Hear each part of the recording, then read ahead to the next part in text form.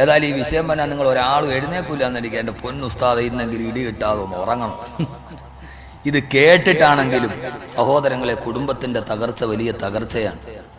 ലോകത്ത് കുടുംബ കോടതികളിൽ കെട്ടിക്കിടക്കുന്ന കേസുകൾ, ഓരോ ജമാഅത്തിന്റെ മഹല്ല് കമ്മിറ്റിയിൽ വരുന്ന വിഷയങ്ങൾ, എന്തിനൊക്കെ വേണ്ടിയാണ് ഈ വിഷയങ്ങൾ ഉണ്ടാകുന്നത്? വെറും കാതലായ വിഷയങ്ങൾ വല്ലതും ഉണ്ടോ? എൻ്റെ പ്രസിഡന്റ് ജമാഅത്ത് കമ്മിറ്റിയിൽ വരുമ്പോൾ ആ സമയത്ത് നമ്മൾ ചോദിക്കുമ്പോൾ ഒരു ദാമ്പത്യ ബന്ധം തകരുന്നതിന്റെ തുടക്കം എവിടെ നിന്നാ? ഒന്നുമില്ല. അവസാനം വന്ന് നിങ്ങൾ എന്താ, ഞങ്ങൾ രണ്ടുപേരും ഒന്നിച്ച് താമസിച്ചില്ല, എന്താ വിഷയം? അതിങ്ങനെ പറഞ്ഞ് വന്ന് അവസാനം കാരണം ഇവളുടെ വീട്ടിൽ നിന്ന് വന്ന് അയാൾ ഇങ്ങനെ പറഞ്ഞു അത് പറഞ്ഞു. അവസാനം എത്തുമ്പോൾ ഇവൾ 9 മാസം ഗർഭിണിയായപ്പോൾ ഇവളുടെ വീട്ടിൽ നിന്ന് വന്ന നെയ്യപ്പത്തിന്റെ പള്ള പൊങ്ങിയിരുന്നില്ല, അതുകൊണ്ട് വേണ്ട.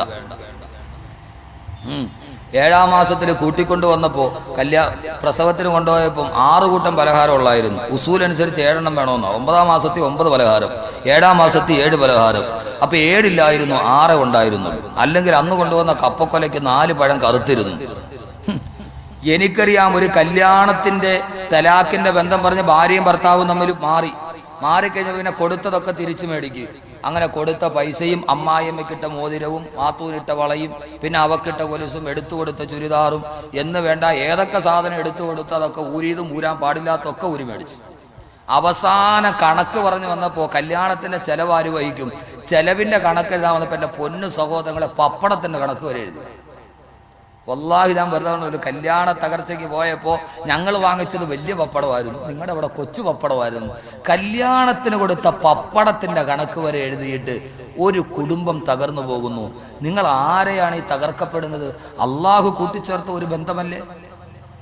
അള്ളാഹു കൂട്ടിച്ചേർത്ത ബന്ധമല്ലേ? അതുകൊണ്ട് ആദ്യം നിങ്ങൾ മനസ്സിലാക്കിക്കൊള്ളുക, വിവാഹത്തിന് 3 ഘട്ടമുണ്ട്. നമുക്ക് തുടങ്ങാം. അള്ളാഹു തൗഫീഖ് നൽകട്ടെ. ഇൻഷാ അല്ലാഹ് നിങ്ങൾ കേട്ടിരിക്കൂലേ? കേട്ടിരിക്കോ? പെണ്ണ് കെട്ടാത്തവര് നന്നായിട്ട് കേൾക്കും. കാരണം എന്താ? പെണ്ണ് കെട്ടിയവര് കേട്ടിട്ട് കാര്യമില്ല. കാരണം 10-15 വർഷം പോയി അടിയിടിയായിട്ട് ഇനിയേ നന്നാവാൻ പറ്റൂ. നിങ്ങൾ കേട്ടാ എന്ത് ചെയ്യാം? തുടക്കം മുതലേ കുഴപ്പമൊന്നുമില്ലാതെ പോകാം. അള്ളാഹു തൗഫീഖ് നൽകട്ടെ. അള്ളാഹു തൗഫീഖ് നൽകട്ടെ. വിവാഹത്തിന് 3 ഘട്ടമുണ്ട്. എന്താ 3 ഘട്ടം? സാധാരണ നമുക്ക് വിവാഹത്തിന് എത്ര ഘട്ടമുണ്ട് നിങ്ങൾ പറയും? നമുക്കാകെ അറിയാവുന്നത് പെണ്ണിന്റെ വാപ്പാടെ കൈ നമ്മുടെ കൈയുടെ മുകളിൽ വെച്ച് അമീൻ ഉസ്താദ് പറഞ്ഞു പറയടാ ദവ്വജുത്തുക്ക അങ്കഹുത്തുക്ക. അത് പറയാൻ പെടുന്ന പാട്. ചില ആളുകൾക്ക് അത് പറയാൻ എന്തോ ഒരു പാടാ. വല്ലപ്പോഴൊക്കെ പഠിച്ചു വെക്കണം. ഉസ്താദ് പറയും പറ ദവ്വജുത്തുക്ക ഒവ്വജുത്തുക്ക അങ്കഹുത്തുക്ക 5 ഏത്തക്ക ഫൈനനാ. പിന്നെ അങ്ങനെ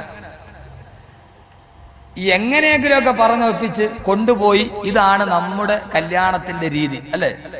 അല്ല. വിവാഹത്തിന് 3 ഘട്ടമുണ്ട് എന്ന് വിശുദ്ധ ഖുർആൻ. അള്ളാഹു മനസ്സിലാക്കാൻ തൗഫീഖ് നൽകട്ടെ. ആ 3 ഘട്ടം പറഞ്ഞ് നമുക്ക് ഇന്ന് പിരിയാം. നാളെ നമുക്ക് മക്കളോ മാതാപിതാക്കളോ ഒക്കെ പറയാം. സമയം കിട്ടിയാൽ 3 ഘട്ടം പറയും, ഇല്ലെങ്കിൽ 2-ൽ അവസാനിക്കും. അള്ളാഹു സുബ്ഹാനഹു വ തആല തൗഫീഖ് നൽകട്ടെ. എന്തിനാ ആമീൻ പറഞ്ഞ്? 2-ൽ അവസാനിക്കാനാണ്. എന്തിനാ ആമീൻ പറഞ്ഞ്? മനസ്സിലാകും. അള്ളാഹു സുബ്ഹാനഹു വ തആല ഒരു നല്ല ഭർത്താവാകണം. ഞാനൊരു നല്ല ഭർത്താവാകും എന്ന് തീരുമാനിക്കും. അള്ളാഹു അങ്ങനെ ആക്കട്ടെ. ചുമ്മാ ആമീൻ പറഞ്ഞാൽ മാത്രം പോരാ, അങ്ങനെ ആവണം. ഈ ആമീൻ എന്ന് പറയുന്ന സാധനം എല്ലാത്തിനും ഉള്ളതല്ല. നല്ല ഭർത്താവാണ് ആമീൻ എന്ന് പറഞ്ഞാല് അതുകൊണ്ട് മാത്രം നിർത്തരുത്. പിന്നെന്ത് ചെയ്യണം? ദുആ കബൂൽ ചെയ്യണം. ആമീൻ എല്ലാത്തിനും പറ്റത്തില്ല. എന്താണെന്നറിയാവോ? ഇപ്പൊ ഒരാൾക്ക് ഇപ്പൊ തിരുവനന്തപുരത്ത് പോകണം. അവൻ മംഗലപുരം പള്ളിയുടെ ഫ്രണ്ടിൽ ചെന്നിട്ട് ഒരു ബസ് വന്നു. എങ്ങോട്ട് പോണ ബസ്സാ? കൊല്ലത്തിന് പോണ ബസ്. അവൻ കൊല്ലത്തിന് പോണ ബസ്സിൽ കയറി. കൊല്ലത്തിന് പോണ ബസ്സിൽ അവൻ എങ്ങോട്ട് പോകണല്ലോ? തിരുവനന്തപുരത്ത് പോകാൻ വേണ്ടി വന്നവനാണ്. കൊല്ലത്തിന് പോകാനുള്ള ബസ്സിൽ കയറി ഇരുന്നിട്ട് അവൻ ഇങ്ങനെ വണ്ടി പോയപ്പോ പിന്നീടാണ് അവൻ തോന്നക്കിലെത്തിയപ്പോഴാണ് അവിടുത്തെ റബ്ബുൽ ആലമീനായ തമ്പുരാനെ, ഇത് കൊല്ലത്തോട്ടാണല്ലോ പോണേ, എനിക്ക് തിരുവനന്തപുരത്ത് പോകണം, എന്ത് ചെയ്യും? ഇയാൾക്ക് ആകെ ബേജാറായി. ഇയാൾ എന്ത് ചെയ്തു? ഇയാൾ അവിടെ ഇരുന്നിട്ട് യാസീൻ ഓതാൻ തീരുമാനിച്ചു. കൊല്ലത്തിന് പോണ ഫാസ്റ്റ് പാസഞ്ചർ ഇരുന്ന് ഇയാളൊരു യാസീൻ ഓതി കുൽഹുവല്ലാഹു അഹദൊക്കെ ഓതിയിട്ട് അവസാനം ഇയാൾ ദുആ ചെയ്തു, റബ്ബുൽ ആലമീനായ തമ്പുരാനെ, ആകാശവും ഭൂമിയും കാണുന്ന ഗോളങ്ങളൊക്കെ പടച്ച തമ്പുരാനെ, അത്രയ്ക്ക് വിഷമമൊന്നും ഇല്ലാത്തൊരു ചെറിയ കാര്യം നീ എനിക്ക് ചെയ്തതാ. പടച്ചവനെ, എന്നെ നീ നേരെ തിരുവനന്തപുരത്ത് എത്തിക്കാൻ വന്നാൽ അള്ളാഹ് എത്തിക്കൂ? എത്തിക്കുവോ? ആകാശം ഭൂമിയൊന്നും പടച്ചത്രയും വലിയ വിഷയമൊന്നുമില്ല ട്രാൻസ്പോർട്ട് ബസ് തിരിക്കാൻ. അള്ളാഹുവോട് പറയാം, പടച്ചോനെ ഈ ട്രാൻസ്പോർട്ട് ബസ് ഒന്ന് തിരിച്ചിട്ട് എന്നെ നേരെ നീ തിരുവനന്തപുരത്ത് എത്തിക്കാൻ പറഞ്ഞ അവിടെ നടക്കൂല. യാസീൻ ഓതിയന്റെ പ്രതിഫലം ആഖിറത്തിൽ കിട്ടുമോ കിട്ടാതിരിക്കുകയോ ചെയ്യാം. യാസീൻ ഓതിന്റെ പ്രതിഫലം ആഖിറത്തിൽ കിട്ടുമോ കിട്ടാതിരിക്കുകയോ ചെയ്യാം. പക്ഷെ ഇവൻ തിരുവനന്തപുരത്ത് എത്തുന്ന പ്രശ്നം ഇല്ല. ഇവൻ എന്ത് ചെയ്യണം? വണ്ടി നിർത്തി അവിടെ നിറങ്ങി തിരുവനന്തപുരത്തുള്ള ബസ്സിൽ കയറിയിട്ട് പറഞ്ഞു, പടച്ചോനെ വണ്ടിയൊക്കെ ഞാൻ മാറി കയറിയിട്ടുണ്ട്, ഇനി നീ എന്നെ ഒരു യാസീൻ ഓതുവാച്ചാണ് ഞാൻ അപകടമില്ലാതെ തിരുവനന്തപുരത്ത് എത്തണം. അപ്പൊ ആദ്യം ആമീൻ പറഞ്ഞാൽ പോരാ, വണ്ടി മാറി കയറാം. ആദ്യം വണ്ടി മാറി കയറണം. വണ്ടി മാറി കയറിയിട്ട് ഞാൻ ഖുർആൻ പറയുന്ന ഒരു ഭർത്താവായി മാറുമെന്ന് തീരുമാനിച്ച് ഇവിടെ വെച്ച് നമ്മൾ മാറ്റണം. എന്തിനാ സഹോദര 10-30 വർഷം ഈ ഭൂമിയിൽ ജീവിക്കാൻ അല്ലാഹു അവസരം തന്നു, കയ്യിലൊരു പെണ്ണിനെയും പിടിച്ചേൽപ്പിച്ചു, എന്നും അടിയും ബഹളവുമായി കണ്ണുനീരും കയ്യുമായി എന്തിനാ അല്ലാഹു ദുനിയാവിൽ തന്ന സ്വർഗം നരകമാക്കുന്നത്? ഈ അങ്ങോട്ടും ഇങ്ങോട്ടും അടിച്ചും പറഞ്ഞ് ജീവിച്ചിട്ട് എന്താ നമുക്ക് നഷ്ടപ്പെട്ടു പോയത്? ഒന്നും നമുക്ക് നഷ്ടപ്പെട്ടില്ല. അതുകൊണ്ട് നമ്മൾ ആദ്യം അറിയുക, വിവാഹത്തിന് 3 ഘട്ടമുണ്ട്. എത്ര ഘട്ടമുണ്ട്? 3 ഘട്ടം. ഒന്നാമത്തെ ഘട്ടം ഏതാ? ഈ 3 ഘട്ടത്തെ കുറിച്ച് നിങ്ങൾ ബോധമുണ്ടെങ്കിൽ ഖുർആനിലെ ഭാര്യയും ഭർത്താവുമായി നിങ്ങൾ പറയും. അല്ലാഹു വല്ലൈലി ഇദാ യഗ്ശായിൽ പറഞ്ഞ ഭൂമി ഭർത്താവ്, ഖുർആൻ പറഞ്ഞ എന്താ? ഭർത്താവ് പകലാണ്, ഭാര്യ രാത്രിയാണ്. വല്ലൈലി ഇദാ യഗ്ശാ വന്നഹാരി ഇദാ തജല്ലാ വമാ ഖലഖ ദക്കറ വൽ ഉൻസ. അല്ലാഹു പറയാണ്, ആണിനെയും പെണ്ണിനെയും സൃഷ്ടിച്ച അല്ലാഹുവിനെ തന്നെയാണ് സത്യം. രാത്രിയും പകലും പറഞ്ഞിട്ട് അല്ലാഹുവിനെ ആണിനെയും പെണ്ണിനെയും പറഞ്ഞ എന്താ? അത് കഴിഞ്ഞിട്ട് അല്ലാഹു പറയാ, ഇന്ന സയ്യക്കും ലശത്ത, നിങ്ങൾക്ക് ഓരോരുത്തർക്കും അവരവരുടെ ജോലിയുണ്ട്, അവരവർക്ക് അവരവരുടെ ജോലി. അതുകൊണ്ട് നാം നമ്മുടെ ഖുർആനിലെ ഭാര്യയും ഭർത്താവുമാകണോ? ഖുർആനിൽ എത്രയോ ഭാര്യയും ഭർത്താവും, ഒരു ഭാര്യയും ഭർത്താവും എന്നപ്പോ വീട്ടിലേക്ക് ഒരു അതിഥി വന്നു, അവർക്ക് ഭക്ഷണം വെച്ച് കൊടുത്തത് പോലും ഖുർആന്റെ പ്രമേയമായി മാറി. ചില സമയം പോലെ നമുക്ക് പറയാം. അള്ളാഹു പറയുകയാണ്, വിവാഹത്തിന്റെ ഒന്നാമത്തെ ഘട്ടം ഏതാ?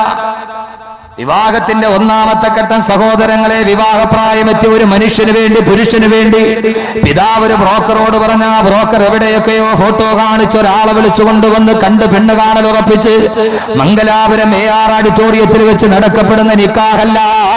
വിവാഹത്തിന്റെ ഒന്നാമത്തെ ഘട്ടം ഏതാണെന്നറിയുമോ?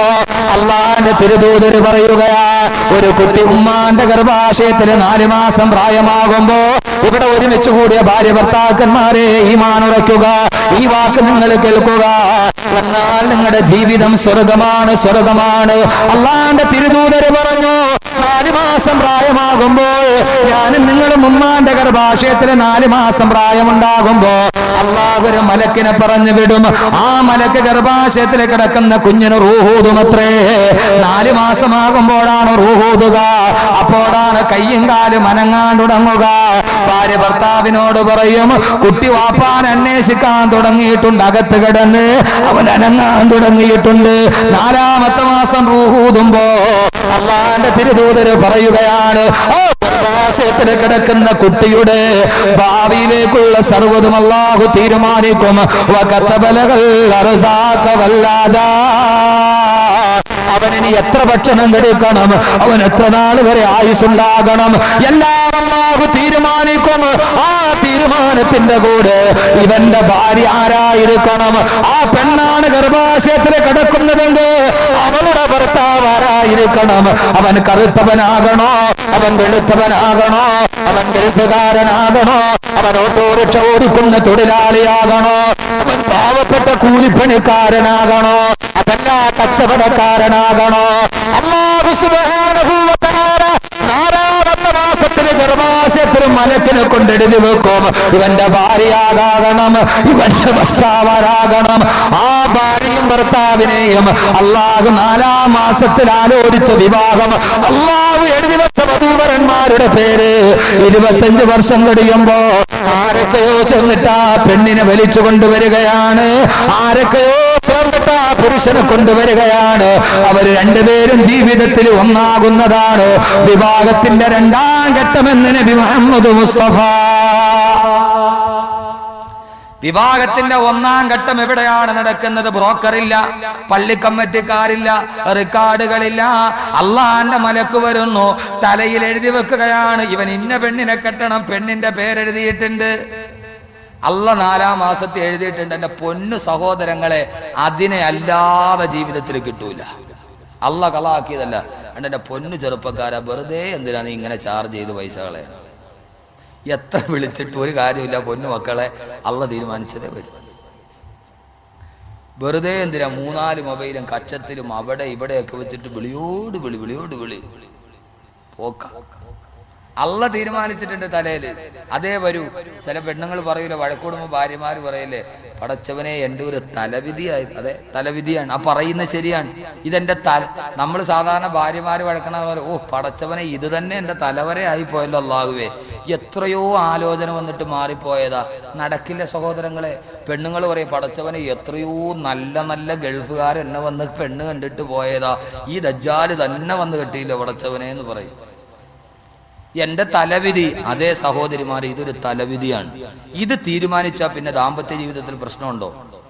അള്ള എനിക്ക് എഴുതി വെച്ചതാണ് എൻ്റെ ജീവിതത്തിൽ വന്നെന്ന് തീരുമാനിച്ചാൽ ചിലപ്പോൾ അത് കറുപ്പായിരിക്കും, സൗന്ദര്യം ഉണ്ടാവില്ല. എന്തിനാ സഹോദരങ്ങളെ ഭാര്യമാരോട് അകൽച്ച? സൗന്ദര്യം ഇല്ലാത്തത് കൊണ്ടാ. ഭർത്താവിനോട് എന്താ പെണ്ണെ നിനക്ക് അകൽച്ച? അവന് പണമില്ലാത്തത് കൊണ്ടോ? അടുത്ത വീട്ടിലെ ഗൾഫുകാരൻ ധാരാളം കൊണ്ടുവരുന്നു, എൻ്റെ ഓട്ടോറിക്ഷക്കാരൻ ഭർത്താവ് ഒന്നും കൊണ്ടുവരുന്നില്ല, അതുകൊണ്ട് എനിക്ക് അവനെ വേണ്ട. അള്ളാഹു തീരുമാനം. വിവാഹത്തിന്റെ 1-ാം ഘട്ടം എവിടെയാണ്? ഉമ്മാന്റെ ഗർഭാശയത്തിൽ 4 മാസം പ്രായമുള്ളപ്പോൾ. ആ തീരുമാനം 10-25 വർഷം കഴിയുമ്പോൾ ഒന്നുകിൽ ഒരു ബ്രോക്കറിലൂടെ അല്ലെങ്കിൽ ആരെങ്കിലും ഒക്കെ മധ്യമാക്കി നിർത്തി അള്ള തലയിലെഴുതിയ പേര്, ആ പേര് എത്ര ദൂരത്താ കിടക്കണമെങ്കിൽ അള്ള അത് വലിച്ചോണ്ട് വരും. ഇല്ലേ? വരൂല്ലേ? ഞാൻ ഇടുക്കി ജില്ലയിലാണ്, എന്റെ തലയിൽ എഴുതിയ പേര് കൊല്ലം ജില്ലയിൽ, വലിച്ചോണ്ട് വന്നില്ലേ? എടേ, കാസറ്റ് ആരോ റെക്കോർഡ് ചെയ്യുന്നുണ്ട്, ഇത് കട്ടാക്കിയിട്ടേ കൊടുക്കാവുള്ളൂ കേട്ടോ. എൻ്റെ വീട്ടുകാർ കേട്ടാ തീർന്ന്, വകലും തീർന്ന്. ഇവിടെ അടുത്താണ് മുപ്പിലാത്തിൻ്റെ വീട്.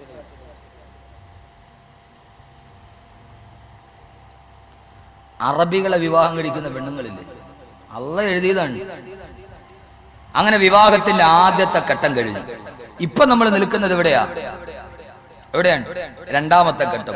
ഈ 2-ാമത്തെ ഘട്ടത്തെ കുറിച്ച് ഖുർആൻ എങ്ങനെ പറഞ്ഞു? അങ്ങനെ ജീവിച്ചാൽ നമുക്ക് 3-ാമത്തെ ഘട്ടത്തിലെത്താം. അള്ളാഹു തൗഫീഖ് നൽകട്ടെ. എന്താ 2-ാമത്തെ ഘട്ടം? ഖുർആൻ അള്ളാഹു പറയുകയാണ്, 2-ാമത്തെ ഘട്ടം വിവാഹത്തോടെ തുടങ്ങുകയാണ്. 2 സാക്ഷികൾ, വധുവിന്റെ പിതാവിന്റെ കൈ നിന്റെ കൈവെള്ളയിലോട്ട് വരികയാണ്. ആ കൈവെള്ളയിലേക്ക് പിടിച്ചിട്ട് വധുവിന്റെ പിതാവ്, നിന്റെ ഭാര്യാപിതാവ്, സഹോദരാ കേൾക്കണേ, നിങ്ങൾ ഏതോ ഒരു ഓഡിറ്റോറിയത്തിന്റെ അല്ലെങ്കിൽ ഒരു പള്ളിയുടെ മിഹ്റാബിന്റെ കീഴെ മുഅ്മിനീങ്ങളെ സാക്ഷി നിർത്തി 2 സാക്ഷികൾ, വധുവിന്റെ പിതാവ് അവന്റെ കൈവെള്ളയെടുത്തിട്ട് നിന്റെ കൈവെള്ളയിലേക്ക് വെച്ച് തരികയാണ്. ചെറുപ്പക്കാരാ കേൾക്കണേ, എന്റെ പ്രിയപ്പെട്ട ഭർത്താക്കന്മാർ, എന്തിനാണ് ആ പിതാവിന്റെ കൈവെള്ള എടുത്തിട്ട് നിന്റെ കൈവെള്ളയിലേക്ക് വെച്ചത്? അത് വെറുതെ വെച്ചതല്ല. ആ പിതാവ് നിക്കാഹിന് വിൽക്കുമ്പോൾ നിന്റെ ഭാര്യയുടെ പിതാവിന്റെ മനസ്സിൽ കടലുപോലെ തിരമാലകൾ ഇരമ്പുകയാണ്. അവന്റെ മനസ്സിൽ 1000 ആശങ്കയാണ്. അല്ലാഹുവേ, 18 വർഷം താടത്തുമ്പക്കാട് തോളത്തുമ്പക്കാട് വളർത്തിക്കൊണ്ടുവന്ന എന്റെ പൊന്നുമോൾ, അല്ലാഹുവേ ജീവിതത്തിൽ കൺമണിയെ പോലെ കാത്തു സൂക്ഷിച്ച എന്റെ പൊന്നുമോൾ, ആ പൊന്നുമോളെ എവിടെയോ കിടന്ന ഒരു ചെറുപ്പക്കാരന് ഒരാഴ്ച മുമ്പോ 1 മാസം മുമ്പോ കണ്ട് പരിചയപ്പെട്ട ഒരു അപരിചിതന്റെ കയ്യിലോട്ട് വെക്കുകയാ. ആ സമയത്ത് ആ പെണ്ണിന്റെ വാപ്പയുടെ മനസ്സിന്റെ ദുഃഖം എന്താ? അയാള് കൈവെള്ള എടുത്തിട്ട് നിന്റെ കൈവെള്ളയിലോട്ട് വെക്കുന്നതെന്താ? എന്റെ പ്രിയപ്പെട്ട പുതുമണവാള, ഇത്രയും നാൾ കൈവല്യം പോലെ കൈവെള്ളയിൽ കാത്തു സൂക്ഷിച്ച എന്റെ കൺമണിയെ നിന്റെ കയ്യിലേക്ക് ഞാൻ തരുകയാണ്. ഒരു മാടപ്പിറാവിനെ പോലെ നിന്റെ കൈവെള്ളയിലോട്ട് വെച്ച് തരികയാ. നിക്കാഹ് നടക്കുമ്പോൾ വധുവിന്റെ പിതാവ് നിന്റെ കൈവെള്ളയിലോട്ട് വെക്കുന്നത് വെറും കൈയല്ല, അവന്റെ പൊന്നുമോളുടെ ജീവിതമാണ് കൈവെള്ളയിലോട്ട് വെച്ച് നൽകുന്നത്. എന്റെ പൊന്നുമോളെ നീ ദുഃഖിപ്പിക്കരുതേ, അവളെ കരയിപ്പിക്കരുതേ, അവളുടെ കണ്ണുനീര് വീടരുതേ. ഇവിടെ എത്രയോ പിതാക്കന്മാരുണ്ട്, മകളെ പിടിച്ച് മറ്റൊരുത്തന്റെ കയ്യിൽ ഏൽപ്പിക്കുമ്പോ മനസ്സ് വല്ലാതെ പതറിയിട്ടില്ലേ, കണ്ണു വല്ലാതെ നിറഞ്ഞിട്ടില്ലേ? അല്ലാഹുവേ, എന്റെ പൊന്നുമോൾ, അവൾക്കിനി കുടിക്കാൻ കഞ്ഞി കിട്ടുമോ? അവൾക്കിനി സന്തോഷത്തിന്റെ രാത്രി വരുമോ? അല്ലാഹുവേ, കാത്തു സൂക്ഷിച്ച കൺമണിയാണ് ഭർത്താക്കന്മാരെ ഭാര്യാപിതാവ് നിങ്ങളുടെ കയ്യിൽ വെച്ച് തന്നത്.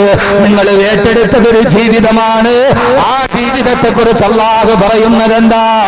പള്ളിയുടെ ഓഡിറ്റോറിയത്തിന്റെ അടുക്കല് ഇമാമ് കൈപിടിച്ചിട്ട് എന്ന് പറയുമ്പോ അതും വെറും ചടങ്ങല്ല. അള്ളാന്റെ ഖുർആൻ ആ ചടങ്ങിനെ കുറിച്ച് പറഞ്ഞതെന്താ? വാഖദിന മിൻകും മിസാഖൻ ഖലീലാ, വാഖദിന മിൻകും മിസാഖൻ ഖലീലാ. ഇതൊരു ബലിഷ്ഠമായ ഉടമ്പടിയാ, ഇതൊരു ബലിഷ്ഠമായ ഉടമ്പടിയാ. നിക്കാഹിനെ വെറും തമാശയാക്കുന്നവരോട്, നിക്കാഹ് വെറും ചടങ്ങാന്ന് കരുതുന്നവരോട് ഖുർആനിലെ ഭർത്താവായി നിനക്ക് മാറണോ? നിനക്കൊരോർമ്മയുണ്ടാകണം. എന്താ ഓർമ്മ? ഒരു വസ്തു നീ കച്ചവടം ചെയ്താൽ എഗ്രിമെന്റ് ഉണ്ടാക്കില്ലേ? സമയമാകുമ്പോൾ പിരിച്ചു കൊടുക്കണ്ടേ? എഗ്രിമെന്റ് പാലിക്കണ്ടേ? അള്ളാന്റെ മുമ്പിൽ നീ എഗ്രിമെന്റ് വെച്ചതാ നിന്റെ ഭാര്യയെ കുറിച്ച്. ഞാൻ പറയുന്നത് ഭർത്താക്കന്മാരോടാണ്, ഞാനടക്കമുള്ള ഭർത്താക്കന്മാരോട്. അള്ളാന്റെ മുമ്പിൽ നീ കരാറ് വെച്ചതാ. ആരാ നിന്റെ കരാറിന്റെ സാക്ഷി എന്നറിയുമോ? ഇത് കരാറാന്ന് പറഞ്ഞത് ഞാനല്ല, അള്ളയാണ് പറഞ്ഞത്. വാഖദിന മിൻകും മിസാഖൻ ഖലീലാ. ഇതൊരു ബലിഷ്ഠമായ ഉടമ്പടിയാ. ആരാ നീ വെച്ച എഗ്രിമെന്റിന്റെ സാക്ഷി ആരാന്നറിയോ? അത് പള്ളിക്കമ്മിറ്റിക്കാരല്ല, നിന്റെ രജിസ്റ്ററിൽ ഒപ്പിട്ട നിന്റെ അയൽവക്കക്കാരല്ല. ആദ്യം ഇമാമ് പറയുമ്പോൾ പറയുന്നതെന്താ? ബിസ്മില്ലാഹിർ റഹ്മാനിർ റഹീം, അൽഹംദുലില്ലാഹി റബ്ബിൽ ആലമീൻ, വസ്സലാത്തു വസ്സലാമു അലാ സയ്യിദിനാ മുഹമ്മദിൻ വആലിഹി വസഹ്ബിഹി അജ്മഈൻ. ഇത് പറഞ്ഞിട്ടല്ലേ സൗവദത്തുക പറയുന്നത്? ഇത് പറഞ്ഞവരല്ലേ നിങ്ങൾ? അല്ലാഹുവിനെ സാക്ഷി നിർത്തി, അല്ലാഹുവിന്റെ റസൂലിനെ സാക്ഷി നിർത്തിയിട്ടല്ലേ നിങ്ങൾ ഉടമ്പടി ഒപ്പിട്ട് വെച്ചത്? അല്ലാഹു സാക്ഷിയാണ്. റസൂലുള്ളാഹിയുടെ നാമത്തില് അല്ലാഹുവേ ഈ പെണ്ണിനെ ഞാൻ എന്റെ ജീവിതത്തിൽ സംരക്ഷിച്ചോളാമെന്ന് പറഞ്ഞ് നിങ്ങൾ എഗ്രിമെന്റ് ഒപ്പിട്ട് വാങ്ങിച്ചവരല്ലേ? കരാറ് നിങ്ങൾ ലംഘിച്ചു കഴിഞ്ഞാൽ നാളെ പരലോകത്ത് അല്ലാഹു നിങ്ങളെ വെറുതെ വിടില്ലെന്ന് ആദരവായ പ്രവാചകൻ നബി മുഹമ്മദ്